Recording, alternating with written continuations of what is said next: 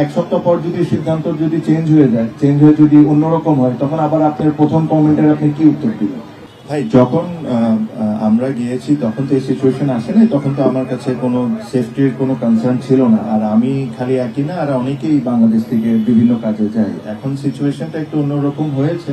আমি যে জিনিসটা বললাম, যেহেতু আমার কাছে খুব বেশি ইনফরমেশন নাই, এটা কমেন্ট করাটা আমার জন্য উচিত হবে না, বাট তারপরও এটা বলবো যে অনেক কিছু পৃথিবীতে অনেক কিছু ডায়লগের মাধ্যমে কিন্তু সমাধান করা যায়।